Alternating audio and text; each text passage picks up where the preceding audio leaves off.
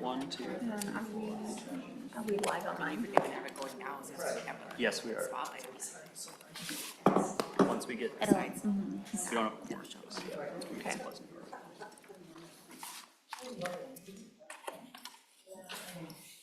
Just for the room to know, we're waiting for one member to log in, and then we'll begin.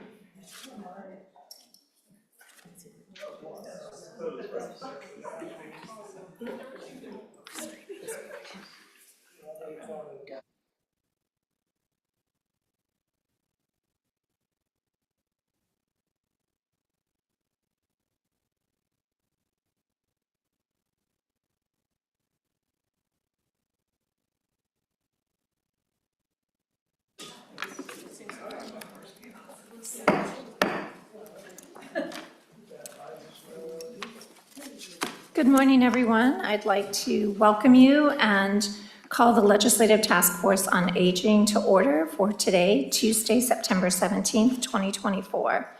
Our meeting time today is from 10 a.m. until noon. Out of respect for the members who are online today, I want to try to stop at noon if at all possible. Because of the IT camera pieces that we have today, I just wanted to say for the actual presentations, we will ask the presenters to please present from the dais. After which, I'm going to ask interested parties to come to the table on the outsides of the table so that we can have a more collegial discussion and conversation. So if you want to participate in that conversation, I think just fill up these outside chairs. And I think it'll be a much more comfortable setting. I would also like to remind anyone who wants to comment in that discussion piece to please raise your hand. We will keep a list. We may not know your names, but we'll keep a list of where you're sitting, and we will call on you at that time. All conversation will go through the chair. So if you're not recognized by the chair, if you're not speaking to the chair, we will ask you to leave the table. We want to make sure that everything is collegial. And as I stated at the beginning of this task force, the objective of the task force is to uplift the work that is happening in our state and to move us in a positive forward direction. So I just want to preface today's work in that way. The first order of business that we have, now that we have a quorum present, is to adopt the minutes from the August 2024 meeting. Is there any discussion to the minutes? Any online discussion? Seeing no conversation, either in person or online, I will move for adoption of the minutes. All members in favor of adoption, please say aye. Aye. Any opposed? Hearing none, the minutes for August 2024 are adopted. We will begin with public testimony from Kay Hendrickson of the Minnesota DFL Senior Caucus.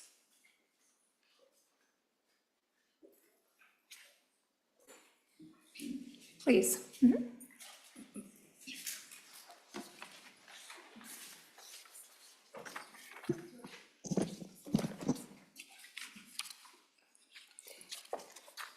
When you're ready, if you'll please state your name for the record and begin your testimony. Madam Chair, Committee, thank you very much for having me here today. My name is Kay Hendrickson, Chair of the statewide DFL Senior Caucus. I'm here to talk to you on behalf of 900 senior citizens in the DFL Senior Caucus who count on you to make their lives better. The DFL Senior Caucus is a volunteer organization that supports senior citizens and their families.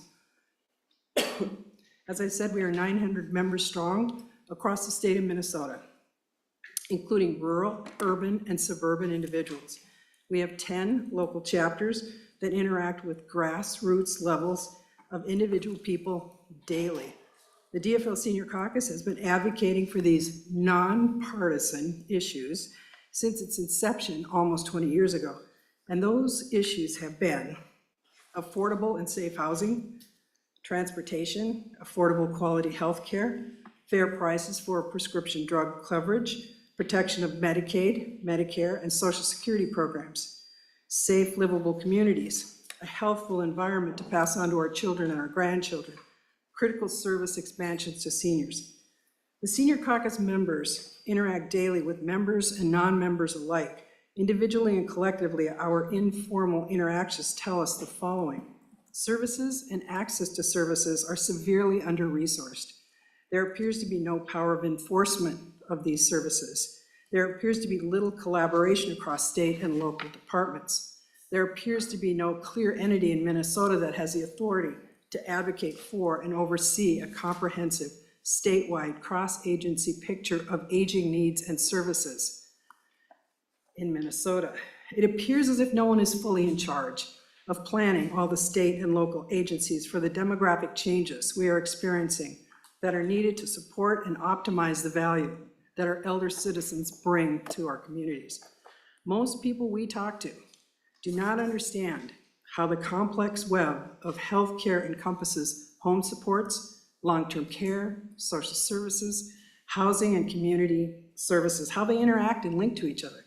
To most people, the system feels fragmented and confusing and very hard to navigate. People should not need to be social services experts. They should be able to get help easily and affordably. Aging is not a human service delivery issue. This is a societal issue. The Senior Caucus proposes that the Minnesota legislature define a commissioner or entity within the Minnesota state government who belongs to the governor's cabinet to propose and oversee with authority state and local programs in support of the state's senior population. This entity will present recommendations to the Minnesota state legislature, the governor's office, the affected departments within state government, to local officials and community boards. This entity must have the authority to lobby for action on those recommendations and evaluate results. This is going to require a shared vision, broad policy, and operational longevity. This cabinet level person or entity must care about people who are elderly and must be able to influence the budget and regulate and enforce statewide policy. This person or entity must advocate for an inclusive community versus a single-purpose community. The Senior Caucus has long supported and advocated these are nonpartisan solutions, and here are our recommendations. Simplify access to senior services. Increase awareness of existing senior services. Increase options for affordable in-home services. Develop affordable insurance options to support middle-income older Minnesotans. Address healthcare workforce shortages. Develop rural, suburban, and urban transportation policies. Expand affordable housing options for older people in rural, suburban, and urban areas. End age discrimination. Combat isolation. In summary, we need a cabinet level leadership position with authority, with oversight, and with an adequate budget to accomplish these very necessary functions. The DFL Senior Caucus speaks in support of the nonpartisan basic framework laid out by others who have testified here. Cabinet level leadership to provide a direct line of communication to the governor and its office, to be a strong advocate for seniors' needs and interests, to coordinate policy across all state agencies, and have funding sources relevant to seniors. Provide staff and resources to support advocacy, oversight, and cross-agency coordination. We believe that taking these steps will increase our understanding of what resources we currently have, identify gaps that need to be addressed, and provide the quickest track to a more focused and comprehensive plan for addressing these ongoing and inevitable demographic changes. These steps will also help to continue the work that has already begun to build inclusive communities that support and value the richness that older adults bring. This will assist in provision of options to older adults in order to meet their needs and preferences across a lifespan. I just want to say thank you to the Task Force on Aging, Representative Ginny Cleavorn, and all of you entities who are trying to improve the lives of Minnesota senior citizens. Thank you. Thank you very much for your testimony. We appreciate your being here today. And I appreciate the fact that you are talking about this in a nonpartisan way. Thank you very much. I appreciate that. Okay, Next, we will have the Minnesota Board on Aging's recommendations to the task force. If you'll come forward to the dais, please.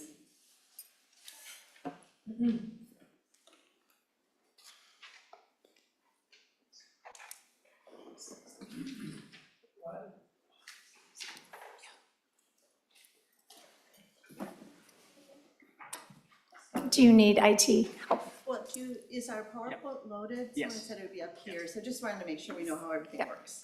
Okay.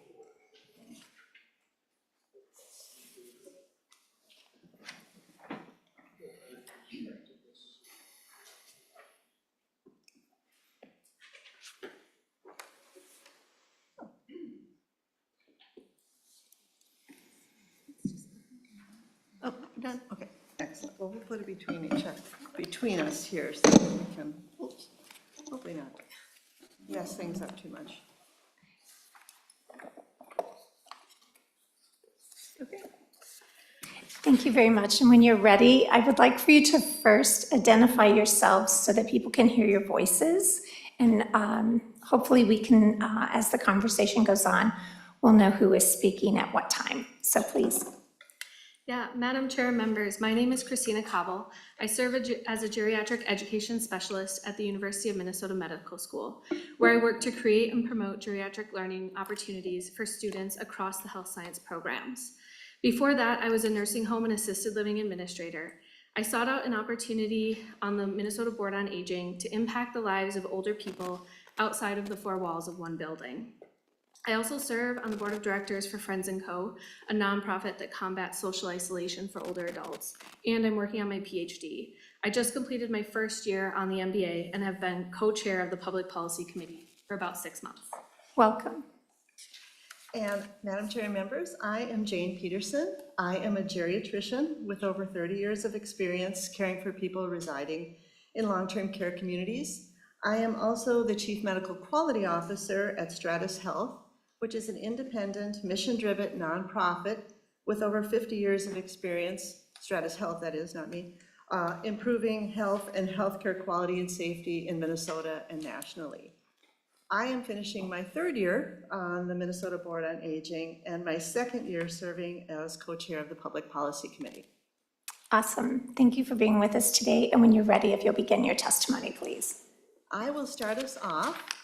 And you'll notice here on this slide, it's a picture of a bus driver. You'll probably recognize it from previous conversations at this Legislative Task Force on Aging. We'll just say it's my analogy. Go ahead. Absolutely, and you know, it really resonated with us. It just made sense. We have a bus and we need a driver. However, the more we thought about it, we also realized we probably need more than one bus driver, and we probably need more than one bus. And we also thought about buses are very linear. They're on a route from point A to point B with stops along the way. And so if developing a state structure on aging was just as easy as developing one route from point A to point B, I don't know that we'd all be here today. So yeah, we do need bus drivers. We probably need a lot of bus drivers, and we probably need a lot of buses to serve the people who are on the various routes throughout the state. However, just assigning bus drivers to buses and routes, I don't think is enough. We really need an entity that continually looks at the routes to determine where those stops should occur. Where are those safe intersections that are convenient for people to get on and off? How do those buses operate as efficiently as possible? We need an entity that will assess when the buses need to be updated to the newest technology to be as safe as possible.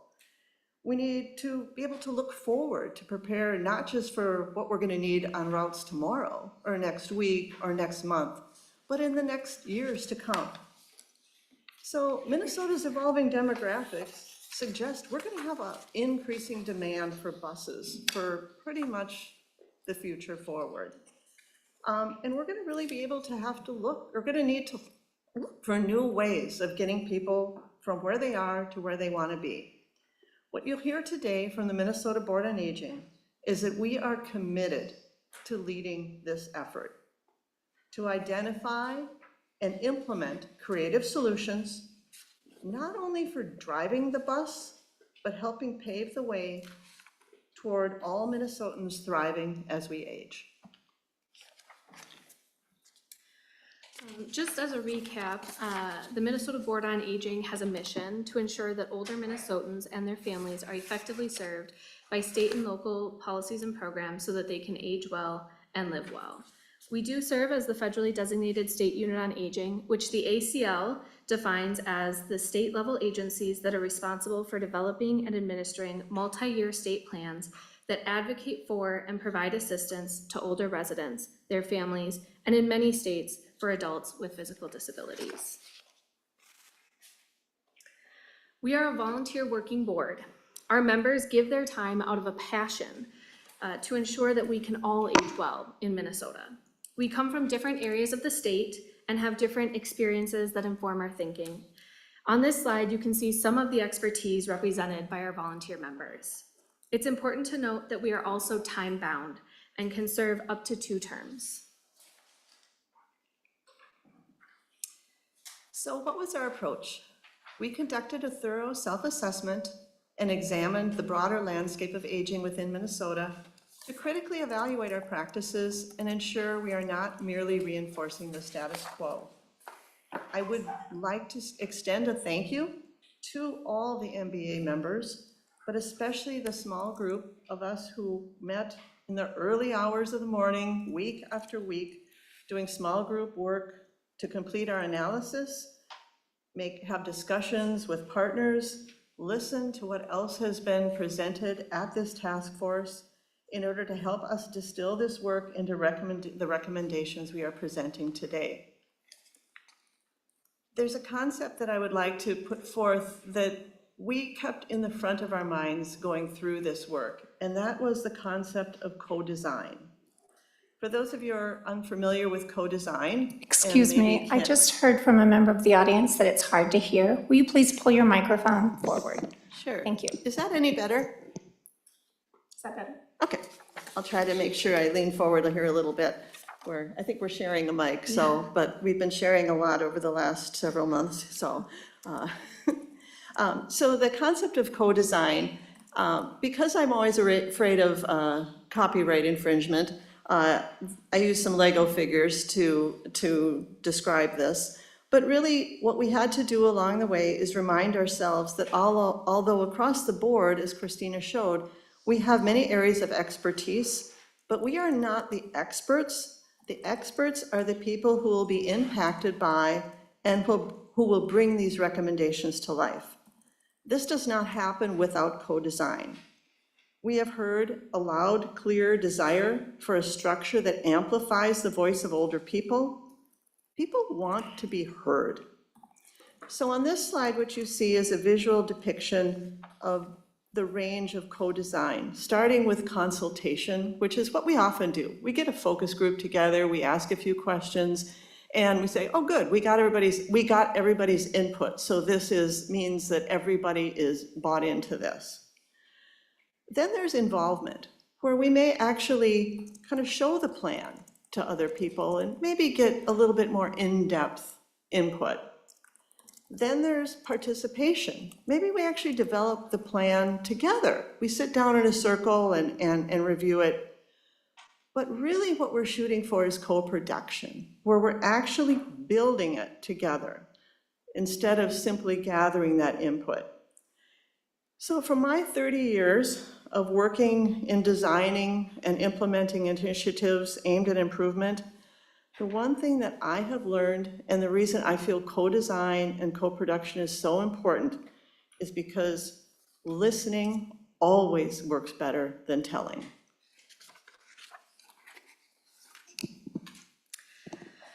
In our recommendation, we were working towards a supportive and inclusive Minnesota, where aging is celebrated, services are accessible, and older people actively shape policies, ensuring that we can all thrive as we age. This is the lens that we approached our work and our recommendation, and which guided us. Through our self-assessment, examination of the landscape, and the lens we use to approach our work, we determined some guiding principles that served as our foundation. First, we need a state structure that seeks out the opinions and recommendations of older Minnesotans. We see DEIA as a central tenet. We need to ensure that all Minnesotans have equitable opportunity to age well, however they and their communities define that. We need a state structure that will work to eliminate ageism within our state. We must extend the focus beyond the provision of services to the creation and support of communities, to sustainable communities across the lifespan. We need a state structure that can measure the impact of the many aging services in Minnesota and understand how state funds are allocated in regards to aging. We have many collaborators who are eager to work towards a better Minnesota for all of us as we age. We need to engage them and broaden our reach to be more inclusive as we move forward. We need to increase public awareness of the many wonderful resources available and make it easier for older people and their loved ones to navigate our complex system. Our state structure should lead to a comprehensive multi-sector plan for aging. In our state, this is in progress through the work of the Age-Friendly Minnesota Council. We need to leverage the vast experience that we have existing within our state and maintain the efficiencies that are working. Our state structure will need the staff and resources necessary to carry out the functions that are critical to this work. Making successful change in any complex system requires identifying how the change will function and adapt to the broader system or environment. In this case, how the change will integrate with other existing state structures and be responsive to the people impacted. The result of our analysis of potential structure changes, did I skip a slide? I skipped a slide and I do apologize. Today's testimony will not finalize a plan for new structure, but instead is the beginning of a proposal for change. Smart change, strategic change. In the coming slides, you'll see that the recommendation of the MBA will go beyond one singular solution. I apologize here. The result of our analysis was a potential structural changes which would produce 4 essential elements that we believe must be present for any new structure to successfully integrate and be viewed as responsive. These 4 essential elements are that there must be a direct line of communication to and from the governor and the legislature, ensuring that older Minnesotans have a clear and strong voice in how the state approaches aging-related topics. Demand must be accompanied by resources. Successful advocacy requires support, education, and outreach. Advising requires support for research, analysis, communication, and cross-agency collaboration. For too long, the needs of older people have not been met with the level of resources necessary to support meaningful change. A new structure must not just acknowledge these needs, but be built with a strong and sustained commitment to allocate the resources necessary to make these functions effective. Integration is needed. This should build upon rather than duplicate the work of the Age-Friendly Council through the multi-sector blueprint for aging. The change must be supported by a change in statute. These revisions will ensure that the new structure can effectively advocate and influence decisions across the state impacting older people. These 4 elements form the cornerstone of any new structure we create. And in the next slides, we'll take a closer look at why each of these components is so important. So the first essential element, having a direct line of communication to and from the governor's office, is essential for advocacy and advisement. The first 3 bullets summarize why that communication is so important and the importance of that facilitation. Co-design cannot happen without communication.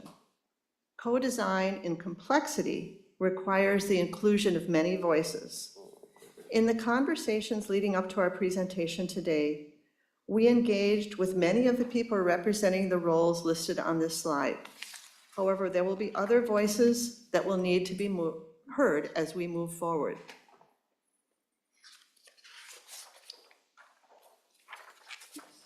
We talked earlier about demand. Just saying there is a demand for change is never enough to make change happen. Demand must be accompanied by a commitment to provide support. And this support comes in the form of time or people, money, and resources. Change only happens when demand is coupled with support. The demand is evident by the people here today and the existence of this Legislative Task Force on Aging. Support for time, people, money, and resources is needed in order to lead planning, coordination, and oversight of state-related work, broaden advising and advocacy functions, and effectively carry out critical functions. This must be coupled with effective stewardship in the form of monitoring the impact of programs and other efforts. When we began this work, we realized we have a lot of services in Minnesota, each one very likely developed thoughtfully and to meet the needs at the time. One of our MBA members suggested that we even bring in a 3-ring binder about this tall with a list of all the services that we have available to us. However, without the support to monitor how all those services are working together, it is easy to end up with that big 3-ring binder and the layering on of more, rather than continually sorting through what is working, what needs to be adapted, and what might need to be sunset. The ideal future aging entity would seamlessly coordinate work by serving as a hub for integrating grassroots innovations into state agency work, advising on policy and monitoring progress towards the multi-sector plan for aging. We see this as building on work that has already been done. We just need to strengthen it. As we look at revising the statute governing the Minnesota Board on Aging, our goal is to ensure that the future aging entity has the authority and autonomy needed to better advise state government and advocate on behalf of all Minnesotans, both today and in the future. This is about more than just adjusting language. It's about reshaping the role of an aging entity so that it becomes a stronger voice for all of us as we age. The MBA is working on clear and specific ideas about these changes, and we are ready to engage in further discussions around this. Our legislative work in 2025 will include some of these revisions. So what could this look like? If you've each read the additional materials that were posted on the task force website in preparation for today, you'll see actually 2 documents. The first that was dated from August 26th and a revised version. What I'd like to point out is this really shows both of these documents are not meant to be a one and done. They are living, breathing documents that we are using to continually refine and express the work, to try to give a picture of how these recommendations could be brought to life. They were really created to outline how these recommendations could be enacted quickly and practically, especially looking at the predicted budget forecasts in Minnesota. However, we do believe that given the appropriate authority and resources, this approach promotes needed changes at a modest cost while preserving continuity of collaboration within the existing service delivery system. The one thing that you'll notice is that our recommendation does not give names or titles. We thought long and hard about this, and there were many, many conversations. But in the end, this is very intentional because we want to focus on the main elements that need to be brought together within a future structure. If Dr. Gogler was online together, I would give a shout out to implementation science, which underlied a lot of what we did, which is really about how you look at those key elements that need to be in place and how then you build a structure that is responsive to the local environment, but keeps those elements intact. We often use the word fidelity.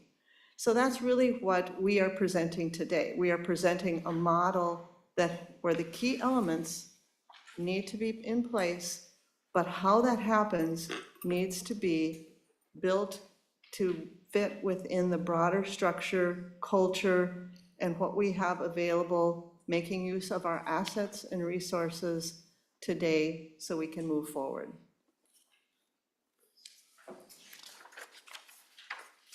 So as a volunteer board, even though when you look across, and I am continually grateful for the people I work with on the board and amazed at the depth and breadth of experience and the cumulative years of experience working in aging, we still may not have the full breadth of experience required to comprehensively design a state structure.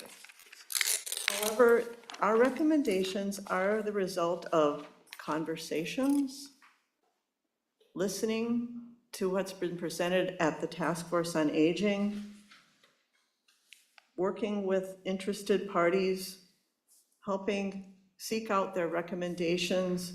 And this is just a group, a small smattering of who we've met with, yet it still isn't the full breadth of who we feel we need to talk to. Our recommendation is not meant to be the answer, nor is it meant to represent every differing viewpoint. There are many voices and perspectives that need to be heard, so we don't see this as the end of the conversation, but overall, we believe the best solution will be co-designed by all interested parties. If you take one thing away from our conversation today, it's that aging must be elevated to a higher priority within Minnesota state government. This is not the end. Our recommendation is meant to be a dynamic framework which leads to tangible solutions. Let's seize this opportunity to positively impact the lives of older Minnesotans and all of us as we age, while supporting vibrant communities.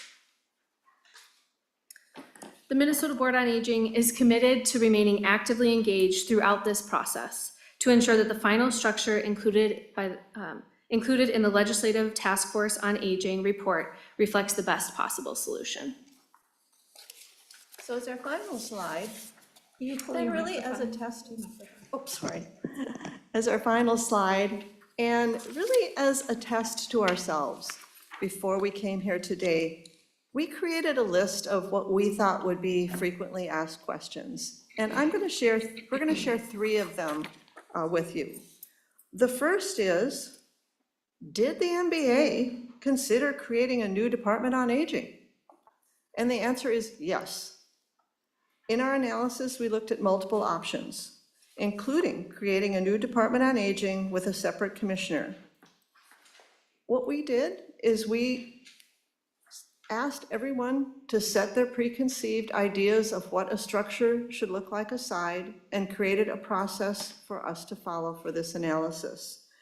So for each of the different options, we worked through basically a matrix of various questions and asked ourselves the following. For each duty to advocate, advise, and administer, we defined for each model what that meant. For example, what does it mean to advocate in this model? We said, in this model, how will we preserve what is working well? In this model, how will we address perceived barriers that exist now? What are the supporting factors, both internally and externally, for this model? And what are the opposing factors, both internally and externally, for the model? Under each model, how would we describe the desired outcomes? What would we define in that model as the factors needed to achieve that outcome? So for example, this could be done in this model if A, B, and C were in place. What are the policy considerations, including what could be some unintended consequences? What's the connection to the bigger picture of aging in Minnesota? how would this fit with demographics, other efforts, et cetera? What are the final financial considerations? And then we had a parking lot. During this process, I am very pleased that our work group was able to set their preconceived ideas of what they thought might be the solution aside and follow our process. That does not mean we did not have messy, spirited conversations along the way. But at the end, what the recommendations we are coming forth is what we all support and what was fully supported by the Board on Aging. During the process, the DHS staff also reminded us and assured us that we should not feel obligated to choose a model that protected their jobs or roles. Our analysis should be independent. We also did not assume that the Board on Aging would continue to exist in any model considered or eventually recommended. As volunteers with other careers, our roles on the MBA are transient, and therefore we do not have a vested interest in whether the MBA would stay in its current form or have a role in the new structure. Our interest is really in what we need to do to move forward as a state. Another recurring theme that came up was the costs of our recommendation. And we have considered that, although the details need to still be determined. Currently, the Board on Aging is funded by a small percentage of Older American Act dollars. We've consistently made the choice to put as much funding as possible directly towards serving people. Additional work will need to be done to reach a specific dollar amount. However, in looking at the funding for groups such as the Council on Disability, we estimate that around $5 million per year, or potentially less, would be needed. This number could start out smaller and build as the entity becomes established. And our final question to ourselves that we'd like to share today is, what would we hope to see in the next 5 to 10 years if this recommendation is successful? And our answer is, the new entity is viewed as a networker and collaborator, bridging the gap between policy and older persons' experiences across the state. That Minnesota would not only be seen as a leader, but as the model for the United Nations of Aging, where all input is sought out and valued. So that ends our testimony. Thank you very much for having us here today, and we are welcome to any discussion. Okay, so I'm just going to assert chair's privilege before we have discussion. One, if you could, as like in the next day or two, please send me that matrix of the things that you have just outlined, that you went through and analyzed. I would really appreciate reading your analysis and to see that spreadsheet of work that you've done. That sounds rather comprehensive to me. Also, I'm curious, you use us and we a lot, but I don't have a definition of us and we. So when you were talking about who was in the room for this matrix discussion, if you could please just let me know who was in that room when you send the analysis, that would be very helpful, or if you can tell me now, that would be helpful. Certainly. Sure. Yeah, very good questions, and we always get caught on who is the us and we without defining.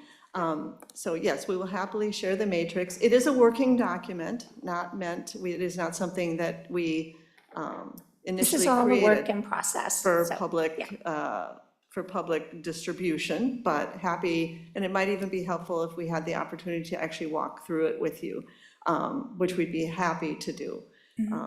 There was a lot of paper generated. If we had been using paper, we were using electronic media. So, and in regard to the us and the we, I just need clarification. So the Board of Aging did the matrix, correct? Okay, so it is a public document. It was a working document for our work group. So it's really our notes as part of our work group. Okay, We did not share our so how we did this was within the Public Policy Committee, we called for people who wanted to work on actually crafting these recommendations, because we realized that getting 25 people together and going through this complex problem solving is generally not a very effective, and it can very long process. So we had a very committed group, small group, that we brought together to really ask ourselves these questions, to go through this work. And then how we engaged the rest of the board was we, all along the process, had what we called open office hours for the board members to ask questions, to provide input. We also had the opportunity for board members to meet one-on-one with any of us on the work group. And I would say the majority of board members attended either one of these open office hours, or multiple of them, or had one-on-one conversations. So it was really a dynamic process. The actual matrix that we used was what our work group worked off of to help us make sure we stayed on track and kind of kept us focused on what we were trying to accomplish. Because as you can see, it is very complex to try to compare and contrast a variety of different models that were brought forth by the group, and to be able to then look across it and say, okay, which one really fits with what we're trying to accomplish? So could you tell me who was on that work group? yes, certainly can. So it was obviously Christina and myself. Maureen joined us for a number of the meetings, Maureen Schneider. Aminata Cham, who's a nurse practitioner. Ann Thole, who is also works in long-term care. Are these, okay, so I'm just trying to get an idea of, so the nurse practitioner, just a member of the general public, or how did you? Member on the Board on Aging. Board of Aging, All okay. members of the Board on Aging, sorry. For our small work group, it was all Board on Aging members who had indicated an interest in working on this.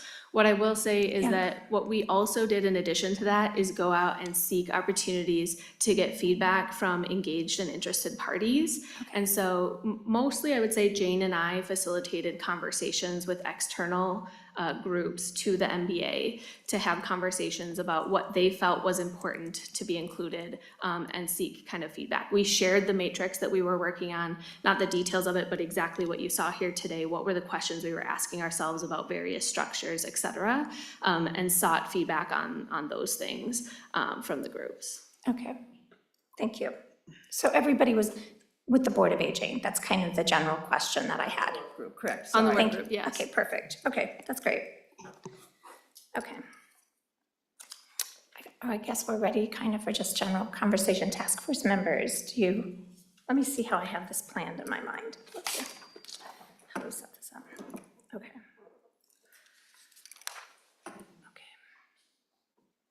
Okay, so I think what I'll do first is I'll ask anybody who wants to participate in this conversation, and including the two of you, to please move to this larger table, so we have a table conversation.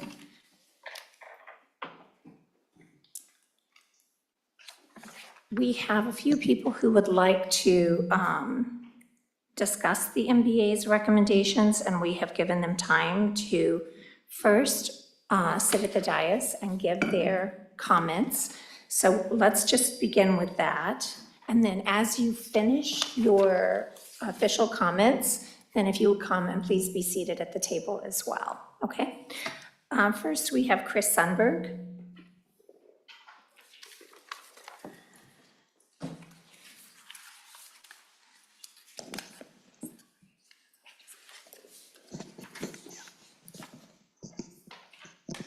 You have pencil and, do you need pencil and paper, or are you good? Okay, perfect. How about you, Council? Thank you, Madam Chair. Can you hear me okay? Yes, please pull your microphone as close as possible, state your name for the record, and then when you're ready, if you'll begin your testimony, please. I'm Chris Sundberg. I'm Executive Director of Elder Voice Advocates, and thank you. I welcome this opportunity to be here. I am going to be speaking to the report that the Excuse me just 1 MBA minute, please. Sorry, I'm going to ask you to start fresh. I have to ask audience members to please, if you have to have a private conversation, please leave the room or do it in the glass space outside. All of the microphones in this room are hot right now, so anything that you say in this room can be picked up. So I just want you, if you have private conversations, to just step outside. Thank you for allowing the interruption. Please start anew. Good to know, thank you. Again, I'm here to address the report that was posted on the website several days ago. And in that, the Minnesota Board on Aging, their recommendations to the Legislative Task Force on Aging misleadingly suggest that elder voice advocates collaborated closely and endorsed their recommendations by listing elder voice advocates among organizations involved in, quote, extensive small group discussions and consultations, unquote. The MBA implies that elder voice advocates had a significant role in shaping these recommendations. We want to make it clear to all, and especially to you task force members, that elder voice was not a collaborator with MBA and their partners and is opposed to their recommendations. This inaccurate and misleading characterizations is of concern for several reasons.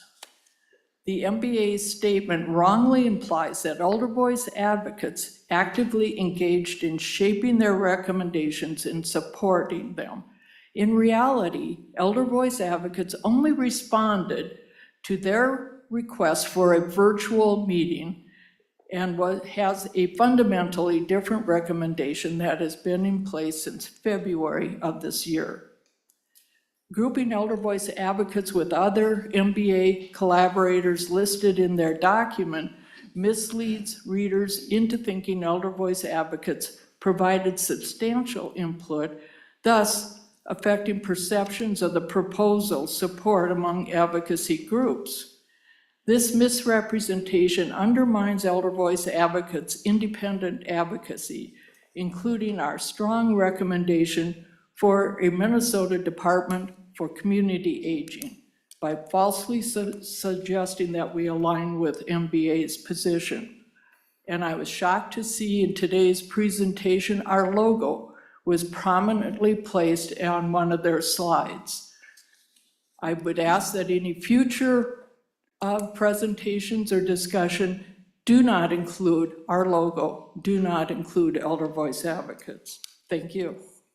In contrast, the MBA recommendation falls short, merely rearranging existing bureaucracies who are focused on self-preservation, business interests, and not the interests of older citizens.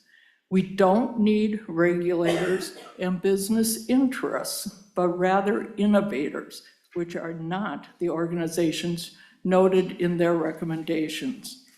The MBA proposal emphasizes inclusivity and diverse representation, but there is no clear strategy for ensuring that the voices of older adults, especially marginalized and underrepresented groups, are genuinely included in decision-making processes. In fact, this proposal is industry conceived. There is no true consideration and inclusion of older Minnesotans. An elder-centered Department for Community Aging holds several advantages. First of all, it prioritizes the needs of elders.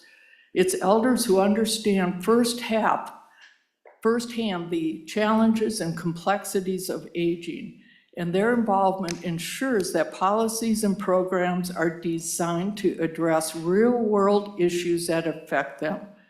An elder-centered department would prioritize the well-being, independence, and dignity of older adults rather than industry objectives, which are placed above the needs of older citizens. Number two, it avoids a conflict of interest. Industry-led entities will be influenced by their commercial interests. Their decisions could prioritize financial gain or operational efficiency over the actual needs of elders. A department that is elder-centered would be free from such conflicts, focusing solely on the interests of the aging population. 3, it incorporates lived experience. Elders bring lived experience to the table, offering insights that professionals in the industry might overlook. Their involvement ensures that policies are realistic and effective in addressing the social, health, and emotional aspects of aging. 4th, it empowers the aging population. An elder center initiative empowers older adults by giving them direct voice in shaping the systems and services that affect them.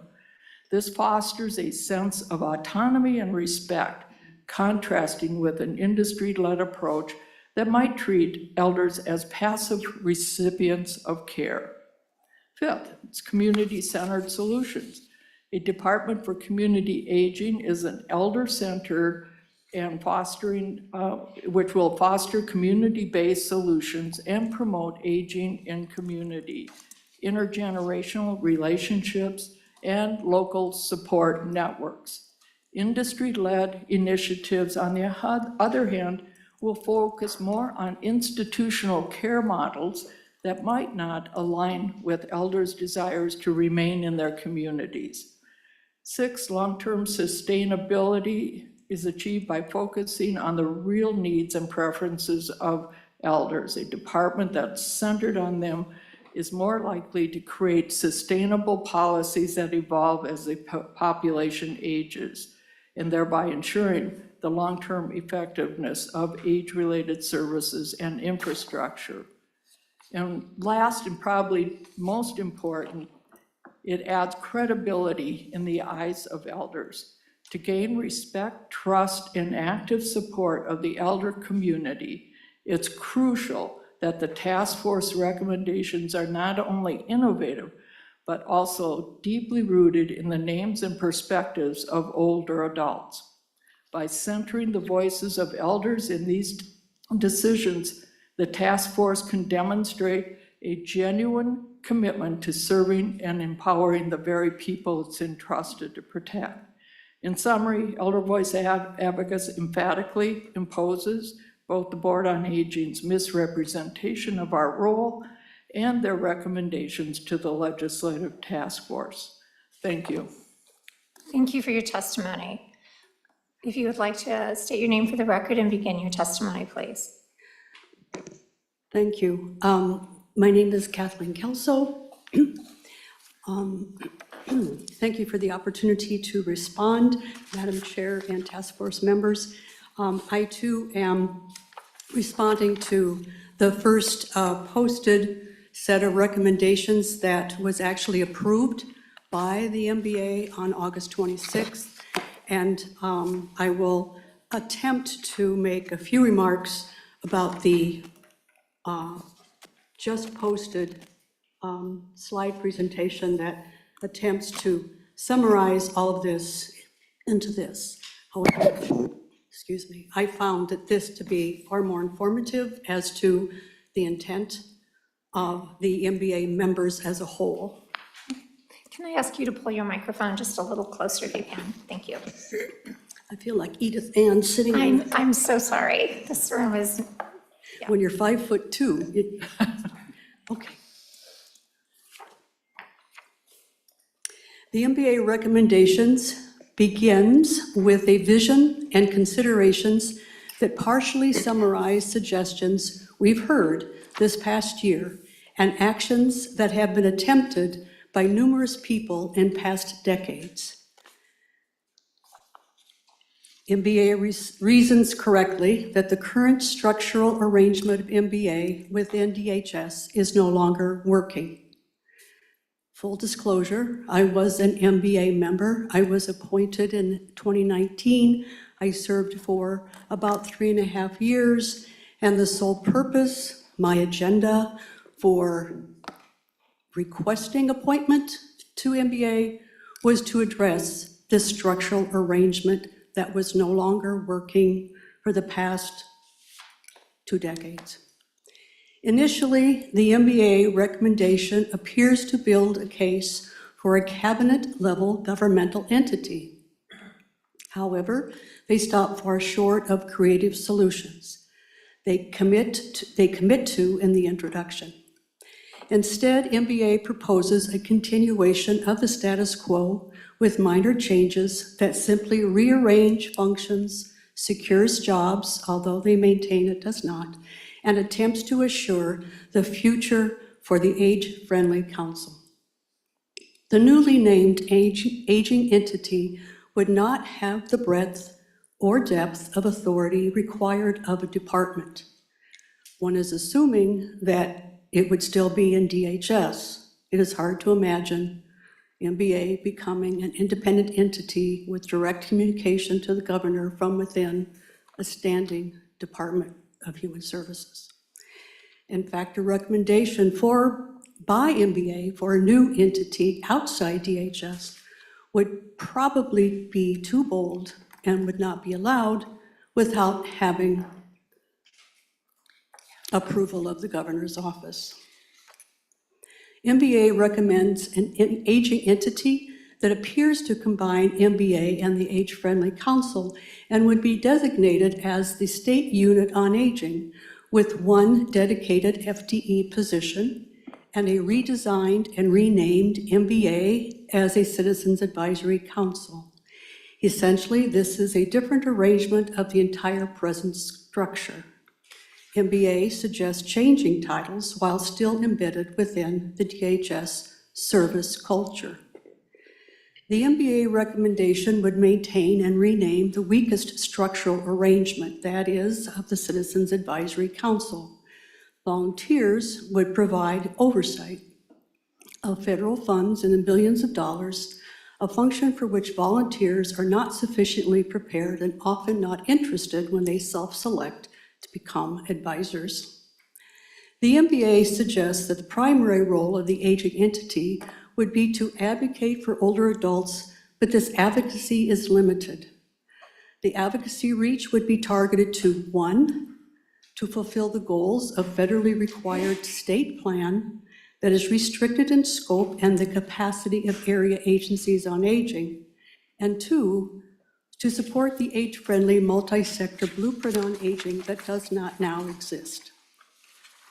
The blueprint on aging will not be a statewide plan generated and endorsed by participants throughout the state. Rather, it would be the result of a limited public input process with participants who are engaged in age-friendly projects and themes and conducted by staff and supporters of the Age-Friendly Council from within DHS in St. Paul. This MBA recommendation will not meet their commitment to identify and implement creative solutions that will pave the way toward all Minnesotans thriving as we age. It is not possible to do this from within the Department of Human Services, steeped in a service culture and a weak track record in planning for aging. So that was the first presentation. And then today, we heard a bit of revision and maybe more clarification and explanation of how they got to that paper that was approved to what we have before us today. I guess I'll go straight to the proposed new structure and the essential elements of the new structure. Okay, I'm going to ask you to try to limit your testimony at this dais to the testimony that you brought forward, and then we can ask you to come to this table so there can be a back and forth conversation, if that's all right with you. That's okay. I'll just finish up then. The proponents of a Department for Community Aging will describe our proposal next month. Today, we will describe expectations of such a department. We envision a cabinet-level agency that must break with tradition and establish itself as the robust leader in aging policy. Today, Minnesota state agencies are known primarily as regulatory in function. It may be difficult to imagine a cabinet-level agency that is community-oriented, actively engaged in planning, and leads by example, but that is the agency we need now. Minnesotans require an agency with a charter to lead the state in combating ageism, beginning with a recognition that aging is a public health issue, not a services issue. We imagine an agency charter that balances our aging services culture with one that addresses the impact that zip codes, lack of housing, and accessible healthcare and social conditions all have on healthy aging throughout Minnesota communities. We require a cabinet-level agency that will recognize that communities are the nexus for aging well. We require an agency with planners to collaborate with demographers, aging experts, community leaders, and regular folks to evaluate and plan improvements in delivery systems for home care and long-term care based on community need rather than greed. Our expectation for a future cabinet-level agency is that it will become our commitment and investment in our own communities. We've heard the alarm raised by the state demographer. We should have started planning years ago. Going forward, we must realize the financial and lost opportunity costs for individuals, families, and whole communities if we fail to plan and invest in an infrastructure for aging.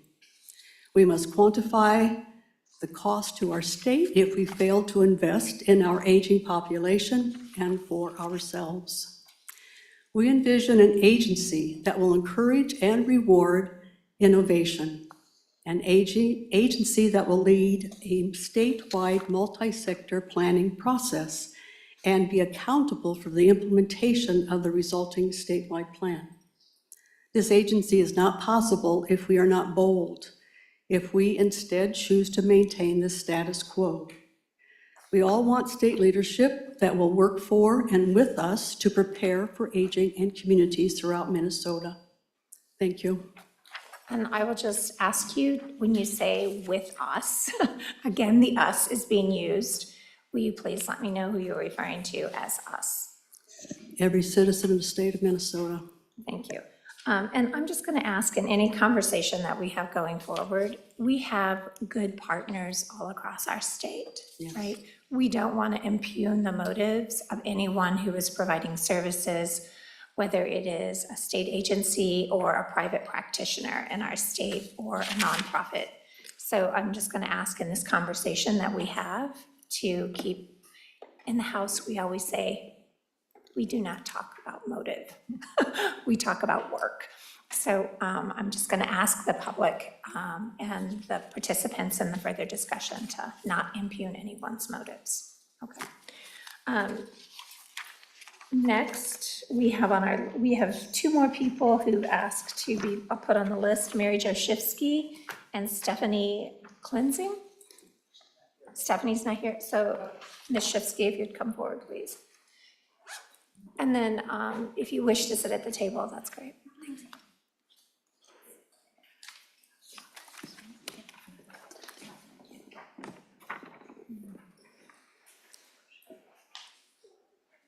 When you're ready, if you'll state your name for the record and begin your testimony, please.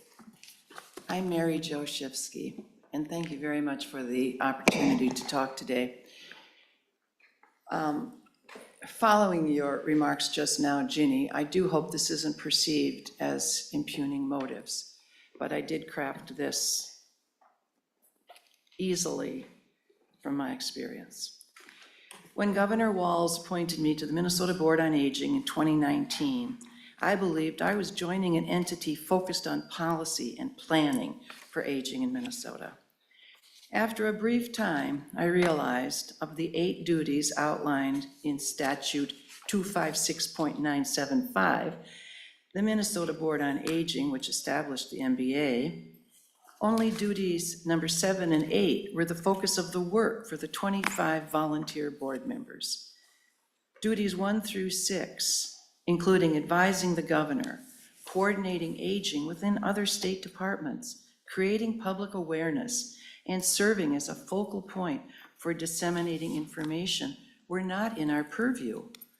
The statute does not mention planning for the growth of the older adult population to optimize its well-being or contribution to the economy, or to minimize any potential negative impact. The community perceives the MBA as performing all the duties within the statute. Duties performed are completed by state staff, not by many MBA members. In my personal experience, colleagues within the aging community repeatedly asked why the MBA is not providing the leadership its stature warrants. Although many responses to this question are possible, I never had an answer. The MBA recommendations to the Legislative Task Force on Aging from September 2024 recognize this reality in the statement, "A new platform to support coordination and advocacy for aging across state government is needed."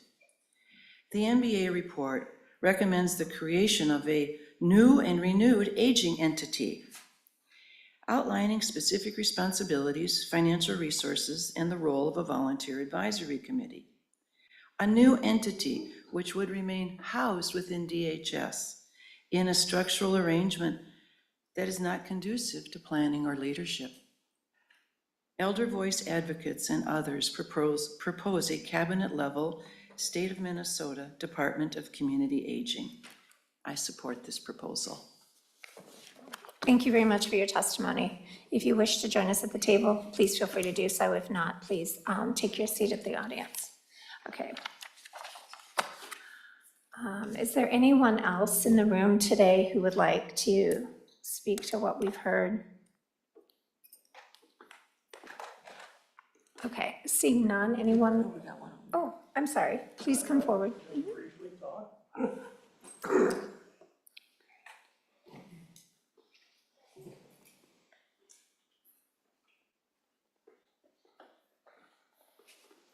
This desk, or which one? Either one is fine, thank you. Just make sure you pull the microphone close to you. Sure.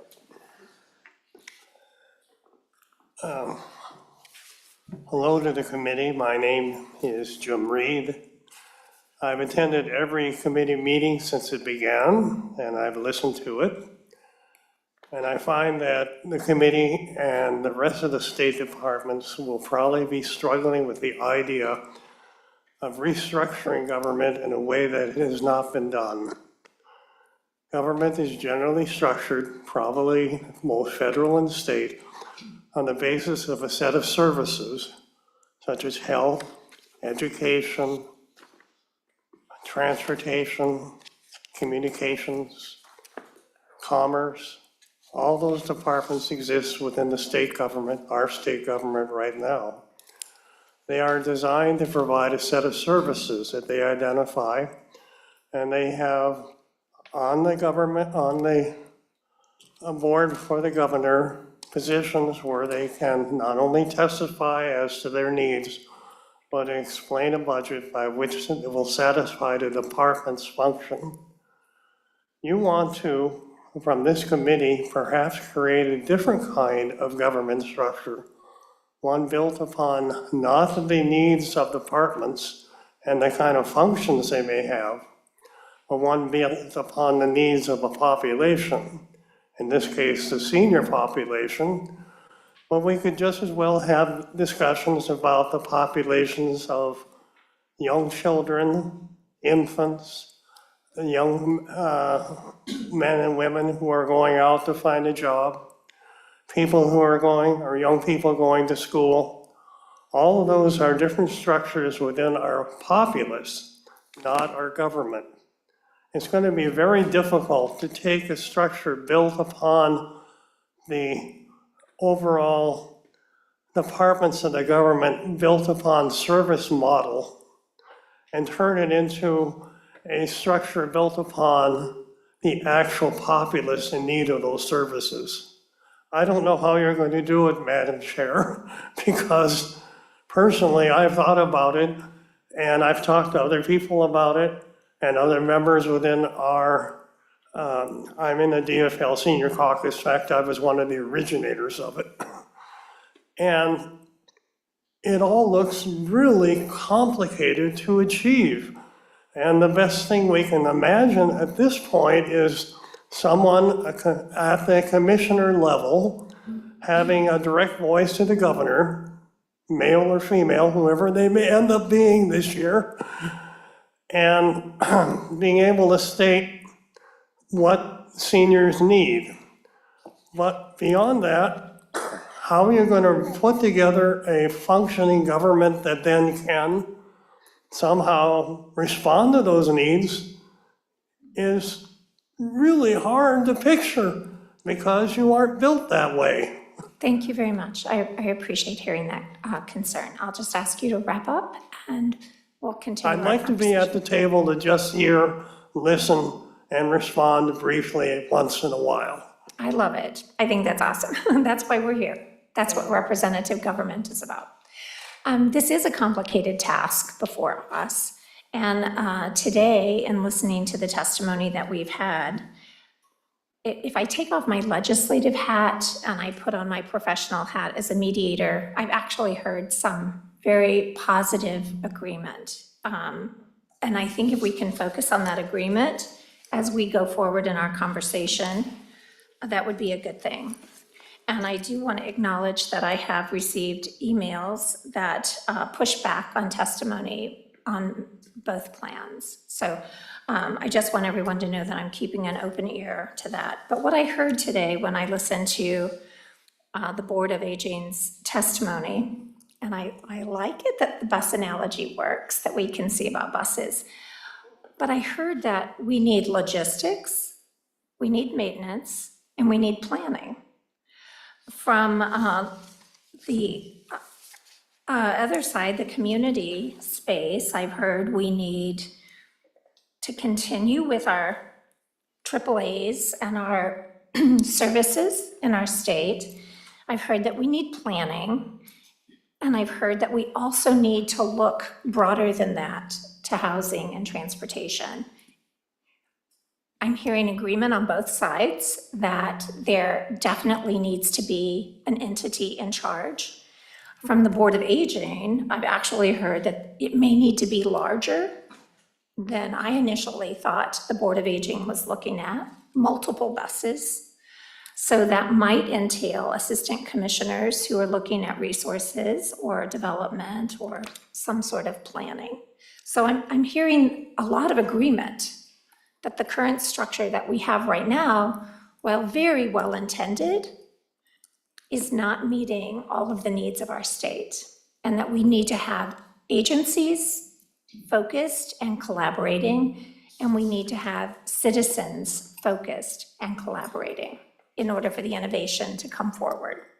So today's conversation, while it sounds contentious to the public, to me is a space of agreement. Now the devil will be in the details, right? So keeping that in mind, right, the level of agreement that we have as far as who's going to, what entity, when I say who, what entity will be responsible for doing this work, which is the ultimate goal of the task force. And then working out that plan, that multi-sector plan that incorporates all of the things I heard from the Board of Aging and all of the things that I've heard over here from the community voices. I want to open it up to, I also want to uplift. It's really important that we uplift the work of the volunteers who do come to the Board of Aging with good intent to serve our community. And it is with good intent that we have service providers all across our state who work hard to care for our seniors wherever they live. And our AAAs are doing a remarkable job, right? But there is still more to do. I think that's what I've heard in this task force all along. So it's not to beat up any agency or person. I understand that Dr. Gogler is online and has some comments, and then I'm going to move on to task force discussion for just a moment. Dr. Gogler? Yeah, thank you, Chair. I apologize if I should have waited till later to talk here, but I wanted to just second your comments, and I'm in support of them. My sense is, and again, I'm as fairly objective to this in terms of listening and trying to be open-minded. as far as both the presentations as well as any testimony that's provided. I like you, Chair. I don't think there's a lot of disagreement in the broad strokes of where we're going and the direction. I think there's a history here, history I don't think we as a task force should delve into or get mired into. And instead, we should be keeping our eyes on what our original charge is in terms of what and how should we approach this issue of an aging Minnesota in a way that builds on the strengths that have been already created in our state, which I see and I acknowledge. And that includes vis-a-vis area agencies on aging or other entities, whether it's the Minnesota Board on Aging, and then of course, the many other departments involved in this space. But at the same time, how again, and I said this at the very first meeting, how can this be coordinated and integrated and led more effectively? And secondly, how can it be evaluated to ensure that is it's a successful, sustained, and really with that lens in mind? So I hope we as a task force understand that our charge should be focused on, again, building on strengths, identifying opportunities in a way that's objective and open-minded. Ms. Foley, did you have something?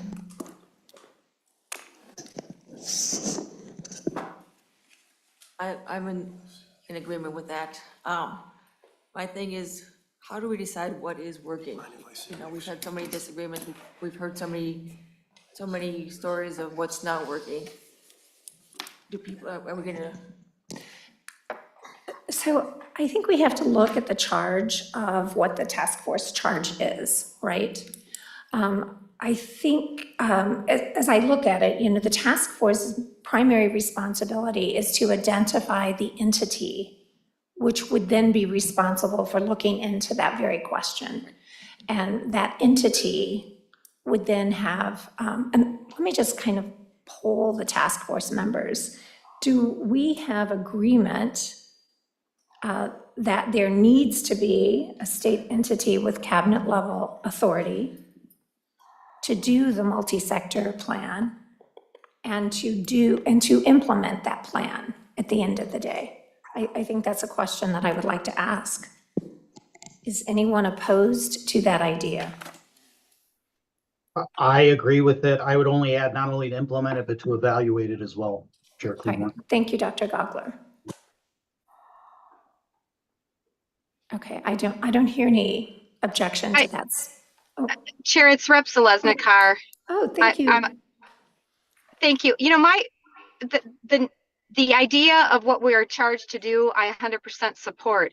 My question is, you know, we have two state agencies that are predominantly serving our seniors and our disability group in Minnesota Department of Health and DHS. I think it would be beneficial for them to come back to this group and to let us know to the point that's been made of what is working well, what is not working well, because, you know, the idea of what this isn't the issue that concerns me. The issue that really concerns me is, you know, are we putting a cart before the horse? And, you know, creating a cabinet, if I'm not convinced that that strategy is the best way to go. And I say that simply because I am very concerned of having communication coming up from the community level within the counties and the cities to reflect the interests of all the people in our state. I mean, when I listened today, this work group, and I have great respect for our aging councils and the Minnesota Board on Aging, but this work group, they said, was a committed small group. I don't know how many people were on that work group from Greater Minnesota, you know, the suburbs, Minneapolis, St. Paul. The issues facing our aging seniors and elders and disability group are very different across the state. I want more information from our public health, from our counties, from our Minnesota Department of Health and DHS, and also the providers that we have. What is the baseline happening for the providers that serve these people, so we can serve people at home and wherever they choose to live? Because if we don't have those links of information, then we might go down a path without including all those elements. And so that's what I'm concerned about. I don't want to rearrange the decking of existing great staff we have at Minnesota Department of Health or DHS and just realign it with new titles, because that's not going to have an impact for Northeastern Minnesota, Southeast Minnesota at a local level. And that's really what concerns me the most. And having intergenerational programming and all of the socialization, we have 40% increase in mental health. So to me, it's essential that this is not driven by a small task, a small group of dedicated people that are giving us the lead for the task force that we all are here to guide, to bring back to the legislator, because that is a very small body of water that we are taking that knowledge from for a 5.7 million state. And I think it's right. We ask our public health directors back at our counties, and we have them to our task force meeting to make sure that they're aware of this and our platform. So that's my feedback of just, making sure that, when I listen to the committees, we have basic infrastructure that's not in place. We have an $80 million IT that we need to rebuild to serve people on medical assistance of all ages. So building a department until we actually fix some things that have already been addressed by multiple task force limits the ability of people working hard to serve people where they're at effectively. And so that's my concern, is that we make sure we're getting the counties and the public health and these agencies that exist, because the communication, I think, can be strengthened on how we transmit data that we have more effectively. And, Representative Selesnikar, I agree with much of what you've said. I think it's that piece of who is responsible for making sure that coordination is occurring. I 100% agree with you that our counties are doing the best that they can possibly do. But I also think, as I think I heard you say, there has to be someone, some entity, something that is accountable to make sure that those resources are being used as effectively as possible. And that comes through a clear plan, clear coordination, and clear innovation, so that we don't just continue to have another task force 10 years from now, that we don't have another report that is sitting on a shelf. There has to be an entity that is accountable for making sure that the coordination between the agencies that are doing this good work is there. And our agencies are doing good work, and I agree with you there. And whether it's our municipalities, our counties, or the state, we never want to be duplicating services, and we never want to be omitting services that are desperately needed by the public. So I think you and I have good agreement on that. So thank you for your comments. I appreciate that. Is there anyone else online that has a comment? Well, we can be in violent agreement about a lot of these things, because of course it's very hard to change an existing structure so that we get a better structure. That's what I just said. It's not, you're taking on a very difficult task. I understand. I really don't know what else to tell you, Representative, other than this is going to be hard to do, because it seems as if any change you make is going to disrupt something that's working well. Okay, just one moment, You please. can't help it. You're I going to hear- have to live with it. I hear you. I was asking task force members at this moment if they have discussion pieces. So if I can, are there any more? Oh, thank you, Ms. Schneider. You're sitting close to me and I didn't even see you. Apologies. No worries. I'm just taking all of this in today, and there's so much that's been said that I agree with. Obviously, I'm pleased that we were able, on behalf of the Board on Aging, to get a proposal, a recommendation in front of the task force. We consider it a beginning work, if you will. What I'm interested in seeing happen is that we would try to narrow down those areas where we do not have agreement. And that would mean that we have a number of things, high-level things that we are in agreement with, so that we could shrink down the task a bit. And I think, I know on behalf of the Board on Aging, we are very willing to do that. We have been looking the entire time the work group has met and developed the recommendation you heard today. We have been looking keenly for areas of alignment. I've spoken with many of the folks who talked today and told you that we want to be aligned.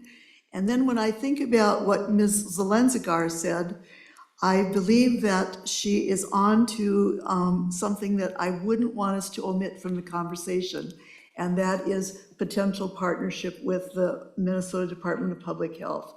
My concern on all of this is the clock is ticking, folks, and we have a report out that's due on January 15th. The time for very much more testimony, I think, is becoming quite limited. So I'm not telling you anything you don't know, except to re-emphasize the Board on Aging is here to be a full partner in whatever the final solution is.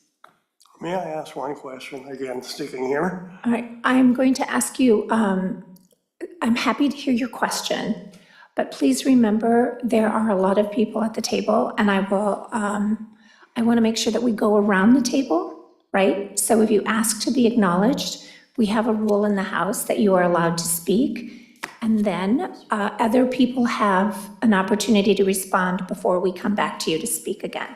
Yes, So, madam. okay, thank you. I just want to make sure all of the rules clear for everyone. Okay, please. I'm sorry to have interrupted. On the other hand, I sit here and I have pondered why, through all those meetings, I haven't seen a lot of representation by the governor's office coming in to make it clear at the level of a cabinet individual that they are in fact addressing most of these problems. Now, I know that Chris got involved in this whole argument about senior care because of what happened to her father. Excuse me, we are not talking about people's motives. If you will please Well, I address know your that concern about the her governor's well enough to know office. that happened. And I'm not questioning her motives or anybody else's motives, although maybe you think that I work that way, and I probably do. But unless we hear soon from the governor, he or she, I'm not sure you're going to make much progress. Thank you. Okay. All right. Are there any other task force members who are online that wanted to comment? Dr. Gogler. Yes, thank you. I was wondering, and again, Chair and others, forgive me if we'll discuss this later at some point, but, building off of Ms. Schneider's point, are we going to discuss process for finalizing the report? In terms of the writing process, in terms of the drafting, again, I've reviewed and provided feedback.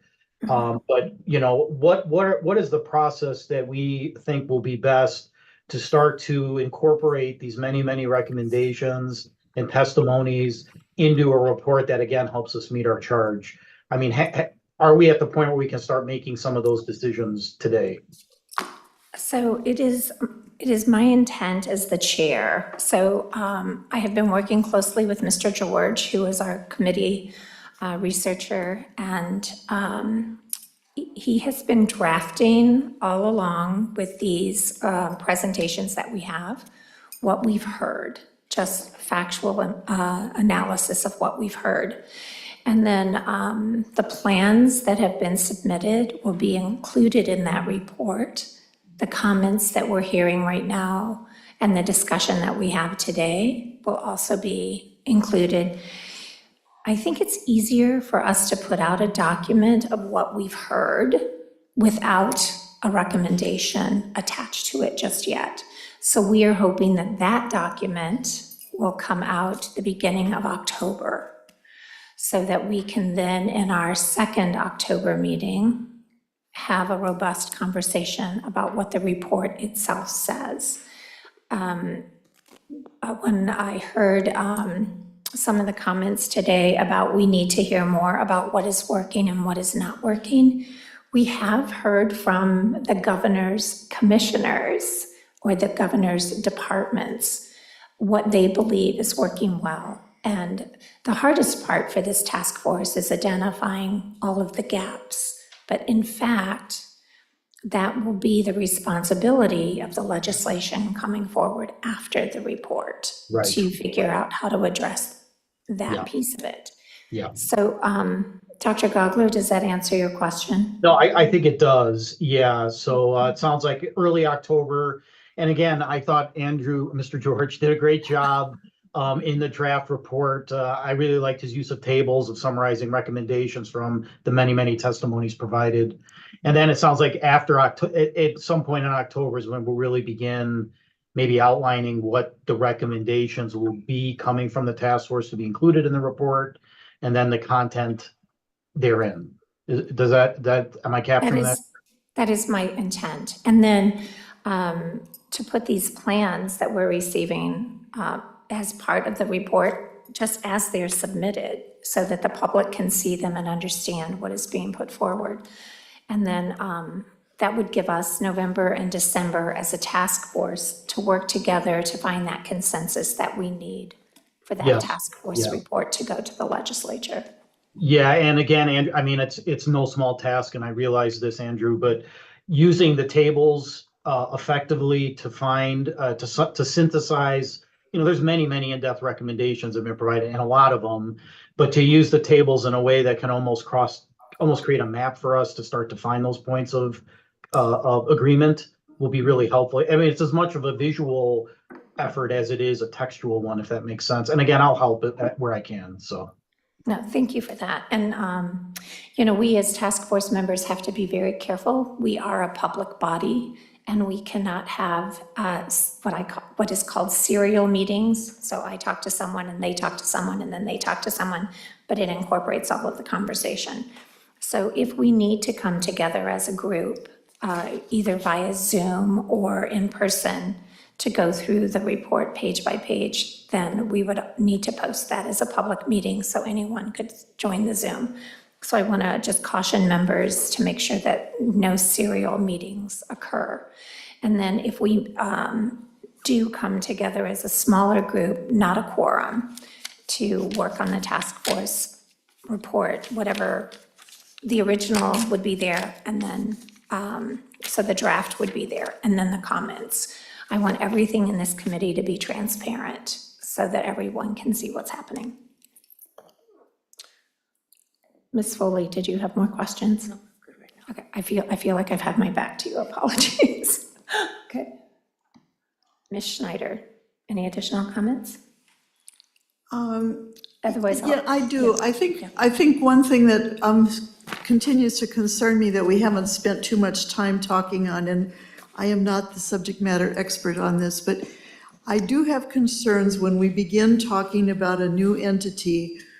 I have concerns about the present relationship with the Minnesota Board on Aging and the Minnesota Department of Human Services, their co-location, and the rubbing up against of the Older Americans Act dollars, the Medicaid dollars for home and community-based services through the waivers, as well as for long-term care. And I believe that at some point in time, we are going to need to have an informed discussion about the severability. How would that work? We presently operate under a memorandum of understanding between the Minnesota Department of Human Services and the Minnesota Board on Aging, which I have provided you a copy. And we know that undergirding these discussions is going to be some sort of fiscal discussion. Maybe not from this task force, but ultimately. And so I want to make sure that we have very, very good information when we begin that phase of our discussion. It's critical in my view. So I just want to make sure that I understand what you're saying. Are you saying that they should be separated? Are you saying that they should remain together? I'm saying that we have to evaluate the method we are using presently, so our present situation, along with the question of how might it impact our plans going forward if we consider severability. Thank you. Okay. I would like to just kind of open up the conversation now to anyone who is at the table. Please state your name and then. Thank you, Chair. Jane Peterson, Minnesota Board on Aging. I just wanted to say a couple of things. One of the comments was made, and I think Maureen just tried to clarify too, just to make sure we are not housed in the DHS. Our staff is dual with DHS, but we are not housed in DHS, and so nothing that we proposed was to create an entity housed in DHS. I also wanted to, I think, respond to Ms. Kelso's comments, I think also Ms. Sundberg, about wanting to have your logo removed. And I was actually going to thank you we learned a lot from what you've done and all the work you've done. And your work has really informed a lot of what we brought here today. And so by including your logo was really meant to be an acknowledgement that the things that you had presented were taken into consideration as we were doing our analysis. And that's why your logo appeared there, was to give you credit for that work. Okay, I just want to clarify for the public, that would be to Ms. Sundberg. Ms. Sundberg, okay. I couldn't remember which. That's great. That's okay. It's just for the public. I also want to reiterate, the message that we tried to convey clearly today, and we used the concept of co-production, that this is not meant to be the work of a small group of people that then roll something out to the state. In my work in quality, I talk to folks about how we really need to understand the work as imagined versus work as done. And it's really, really easy to live in work as imagined. Those of us who aren't doing the day-to-day work, we imagine how work is done. And we tend to simplify it, and we tend to think things are much more linear and not as messy. But in all actuality, work is done is messy. And this is really meant as our recommendation was meant to incorporate and not to be work as imagined, but actually understanding work as done, which does take time and it's messy, but that is the heart of co-design and co-production. That is actually hearing from people across the state, people's lived experience, people working in this space. Whether they be service providers or whatnot. We really do that. Those are the people that are going to bring anything that comes forth out of this to life. And I hope we were able to clearly state that in our recommendation, that is the heart of what we're trying to do. Okay, I need 1 second. I'll be right back. I'm not postponing the meeting. I just need 1 second.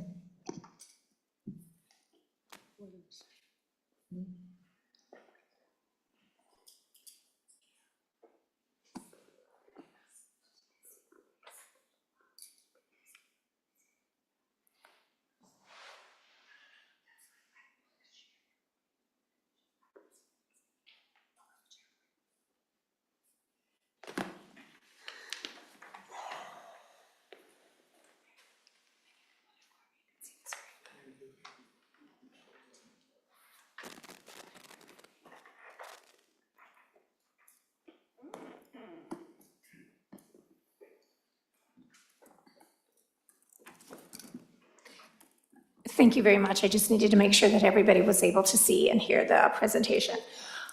Please state your name for the record and Yes, Madam Chair, Christina Cobble. And I just want to add to Jane's comments, I agree with everything that she said. And in addition to that, I think what you saw in our presentation around co-production, that is kind of an aspirational goal. And I will just say that as, you know, the volunteer members of the Minnesota Board on Aging, we don't feel that we have the capacity at this time to do that in the way that that we would envision it being done. And so that I just want to say that we have done we've tipped our toe in the water as far as that, but we haven't completed that co-production in the way that we envision it. thank you very much. And I would say that all of this work, the conversation today, makes it very clear that lots of voices need to be heard at this table. Okay. Any comments? Ms. Kelso. Kath Kelso.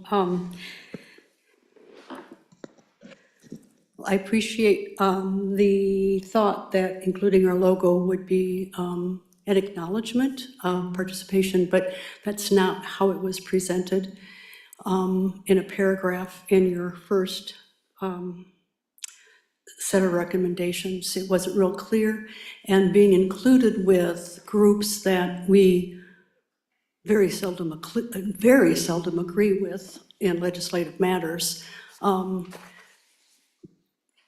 it struck us as suggesting that we were in somehow locked arms with groups that we don't clearly agree with. The other thing is that the proposed new structure, the essential elements of the new structure, there's a couple things that to me are very disturbing regarding the integrating the work with age-friendly council through the multi-sector blueprint. This is suggested perhaps as something that's imagined, but we're not at all in agreement that whatever is produced by the age-friendly council in lockstep with the Minnesota Leadership Council on Aging and MBA should be touted as the way to go forward. I think that in and of itself needs to be examined, because age-friendly will sunset June 30th, 27, unless it's continued by the legislature. And it had a very hard time getting through the last two biennia, or getting through the second biennia with funding.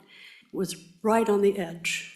So this is not an entity, a body that is going to necessarily continue into the future. And the 9 state agencies that sit on the council, the delegates still were not able to even ensure that their departments listed aging and the impact of aging on the 3-year strategic statewide plan produced by the agencies for governor's approval. Aging was not mentioned in any of those 3-year strategic plans. The council wasn't mentioned. So I don't think that it is necessarily something to align with in producing a multi-sector blueprint, which isn't a plan. And it's being done with all kinds of people who don't include regular citizens, the elders, folks who would be directly impacted by this blueprint. It's not a citizen-based, elder-based work. And that's what we need with the statewide planning process. We need something that's far more akin to what Pennsylvania did do in a year's time and produced a document. And so there's just little things, and revising the MBA legislative statute to strengthen its authority to work directly with the governor, that still suggests it's a cabinet level agency and it's outside DHS. And in my time on DHS, it was housed in DHS. It wasn't, if we have staff, they're DHS state employees, MBA is housed in DHS. And regarding the memorandum of understanding, Minnesota is the only state in the country that has a board on aging that is the state unit on aging. We had the National State Agency Organization come and speak to the MBA 2 or 3 years ago and made it very clear that we have an arrangement that is unlike any other state in the union. That MBA does not have to be the designated state unit on aging. The state decides what's going to be the state unit on aging to receive the Older Americans Act funds and to do all that work with the state plan in order to get the Older Americans Act funds. The state can designate a new entity as the state unit on aging. It does not have to be MBA as we now know it. And in fact, it is suggested that MBA as we now know it would itself be repealed. The statute would be repealed. And there's a whole bunch of other stuff in that state statute that we haven't discussed. So it's, yeah, it's an onion like being peeled, but there are more things that we need to consider beyond imagining, yeah, what a new structure might hold. And I hope to bring some more clarity to that next month. Thank you. Yes. Thank you, Madam Chair. Jane Peterson. And thank you, Ms. Kelso, for outlining, yes, this is complicated. That is why we're here today. And that's why this group has been meeting. There is a lot of work yet to do, and that is why, again, we talk about we need the co-production. We need to get more voices at the table, and why we did not include the word MBA or titles within our report, because we did not make any assumptions along that line. Okay, I want to kind of redirect the conversation, and this goes to your earlier comments. This is a big task that we're taking on. And so much of the conversation that we have when we're talking about this task force on aging, it seems like no matter how hard I try to say we're looking at a broader picture, it keeps coming back to Older Adults Act services and then again more services, right? What I have heard from Minnesotans loud and clear is that we need an entity that is looking at all policy. I'll say that one more time. All policy that is done in the state with the intentionality of understanding that people age. So if we are spending state dollars, which are the taxpayers' resources, how are we being inclusive of individuals throughout the life cycle? So when I, as a legislator, am looking to take a vote, I can be assured that this bill in front of me is inclusive of everyone, regardless of ability, regardless of age, regardless of culture, right? It needs to be work that when we are looking at that legislation, this entity has said, yeah, we've talked with the Commissioner of Transportation, we've talked to the Commissioner on Housing, we've talked about our bonding policy as an inclusive document, right, for the entire life cycle. So to the statement that was made earlier, yes, we have that commissioner level position for children, youth, and families. That's there, right?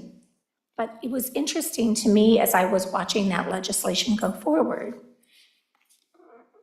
children, youth, families. Where was aging, right? So this is, and I'm not picking on that, and I'm not. We've had those conversations as chair of state and local government. But when we are looking at housing, the bills need to be inclusive of the life cycle, right? So I don't want to say the Board of Aging isn't doing their work, because they are, with the mission and task that they've been given and the resources they've been given. The same is true on our area agencies for aging. They're doing great work. DHS is doing great work. Through this task force, I have been able to have conversations with public health. I had no idea the data that they had. It's there, but the coordination is lacking. So I just want to elevate that conversation, right? Yes, Dr. Peterson. Thank you, Madam Chair. And what you're saying is so spot on. And, you know, I would just like to give everybody the message, we should not beat ourselves up about this, that we should not be feeling bad about all the work we've done. We should be feeling good about it. Because in all honesty, we and the rest of the world are entering a time where when you turn 60, you have a reasonable chance of living 1/3 of your life. This is new. This is uncharted territory we're all in.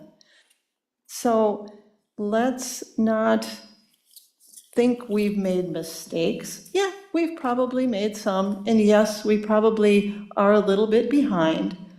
But the reality is we are in a novel situation. And what we're trying to bring forward is to say, you know, let's learn from each other, places we agree, places where we disagree, because if we don't want to listen to who we disagree with, we're not going to have as good a solution. We want to hear from everybody, and we're going to have to figure this out together, because it's a whole new world. People turning 75 today are very different than the people turning 75, 50 years ago. People that are turning 90 today are very different than those turning 90 years ago. This is an opportunity for us to embrace. And I think Ms. Schneider's comment about where are we different? Where are the pulse points, the hot spots? I think that's a definite conversation for our next meeting and if somebody wants to mention those hot spots today, we still have a few more minutes. Ms. Sundberg. Thank you, Chris Sundberg. Thank you very much for bringing up an important point, and that is we have to recognize the accomplishments of our various state agencies, but we, at the same time, really have to look at the gaps. And because until we look at where those gaps are, we're not really going to have the learnings and the information we need to get us even further ahead. And I think that's what we all are agreeing upon. So I just wanted to make sure that we don't skate over the problem areas. They're important. Yeah, we cannot skate over the problem areas. Thank you. Please go ahead. Mary Jo Shivsky. I'm just sitting here thinking about LaRae Canadarud, who put together a program within DHS in 1995 that she called 2030. 30 years later, about 10 years later, she called it 2020. She's the person who put together the program about money. I forget the name of it, but she was a stalwart DHS employee who kind of never stopped trying to push the concept of the value of older adults in the state of Minnesota, the things that could be done to keep them engaged, and for sure to keep them having financial independence. And unfortunately, she's no longer with us, but she never stopped advocating for 2030, 2020, 2010, then we went back to 2020. And here, we're almost at 2030, and if she could, I think she would smile on this gathering. So thank you for helping me remember LaRae.